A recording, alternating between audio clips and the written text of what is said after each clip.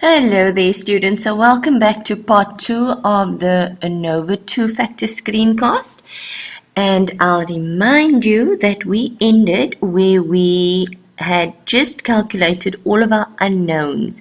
So our unknowns were our mean squares, which was mean square of factor A, mean square of factor B, the mean square of the factor AB, which is the interaction between factor A and B, and then of course the error term, which is the mean square of the error. And just a bit of background, I'll just remind you, mean squares is related to the variance that we see, which is actually where the name ANOVA comes from, which is analysis of variance. And we're going to use this to make an inference on the mean. Okay, so I've prepared this slide, which looks a whole lot neater than my untidy writing. But this slide indicates all of those unknowns that we've all calculated. So it's all of the mean squares. And then we'll remind ourselves that with ANOVA two-factor, with ANOVA two-factor, there are 3 different tests that we are going to conduct, 3 separate and different hypothesis tests. The one is a test to see if the means in factor A are all equal to each other or not equal to each other. The second one is a test to see if the means of all of factor B groups are equal to each other or not equal to each other. And then the final test is to see if there's interaction between factor A and factor B. So for each of these tests, we have to have a separate null hypothesis for that test and alternate hypothesis for that test. And then when we do the second test, a null hypothesis for factor B and an alternate hypothesis for factor B. And the same thing when it comes to the interaction test. We'll have a null hypothesis for interaction and an alternate hypothesis for interaction. We also have, as we know with hypothesis testing, we have to have a test statistic, which means we have a formula for the test statistic. So we'll have a formula for the test statistic for factor A, a formula for the test statistic for factor B, and then a final formula for the test statistic for the interaction test. And these tests are all F tests. We'll see that when we also write down the test statistic.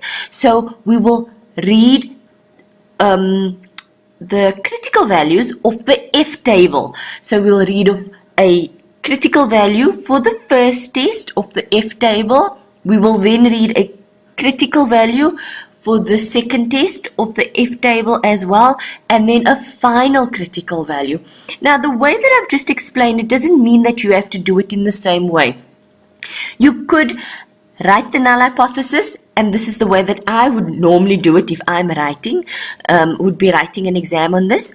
I would write the hypothesis, the null hypothesis and alternate hypothesis for factor A. I would then calculate my test statistic for factor A, and then I would read off my critical value of the F table for factor A as well. And then I will conclude for factor A, because you know that a null hypothesis or hypothesis testing is not completed unless you've concluded. We'll do the same thing, or I would do if I was writing an exam. I would then do the same thing for factor B, but I would start with my null hypothesis and I will end with my conclusion, and then I'll only proceed and do the same thing for the interaction.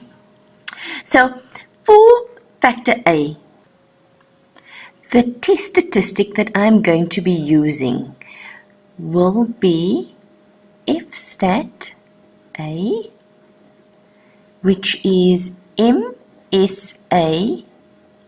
I beg your pardon, let's get our screen back and get our pen back as well.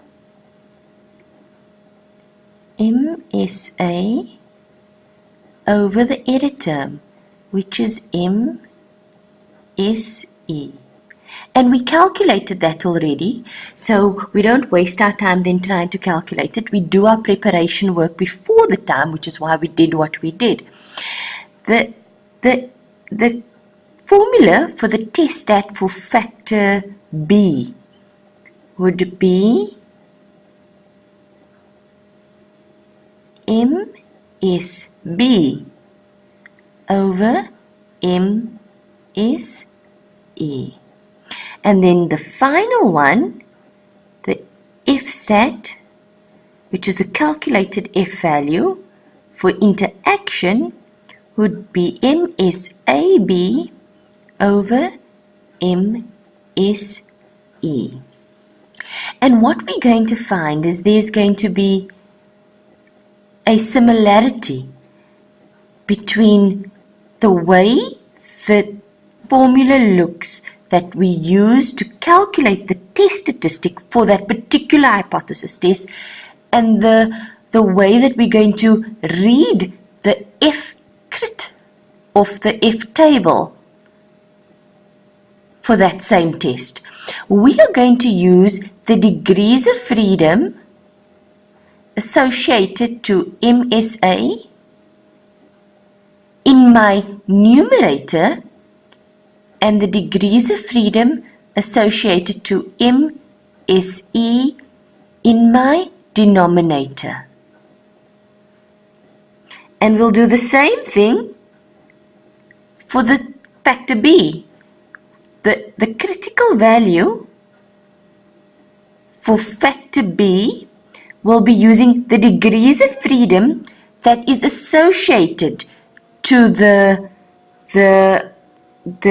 mean squares that you'll find in the formula that you use to calculate the actual F stat. So the degrees of freedom in this case would be degrees of freedom of mean squares of factor B over the degrees of freedom over the mean squares of the error. And that is in my numerator and in my denominator. And we'll do the same thing for the interaction. That is degrees of freedom for the mean squares of the interaction over the degrees of freedom of the error term. Now we have to remember that we are using the given alpha, and we were told that the alpha that we should use is 95% or 0.05% is our alpha. And in the case of ANOVA, regardless of the fact that there's equal to signs in the null or the alternate hypothesis, it is a one-tailed test. So we'll only be calculating a F upper, which means we are not going to split the alpha. We will use the alpha as is, and that's very important to remember. So the decision rule is also we will reject, or let me start with, we will accept the null hypothesis that we have stated for each of these tests if we find that the test stat is a smaller value than the critical value. But we will reject the null hypothesis that we've stated for each of these tests if this test stat is found to be larger than the critical value.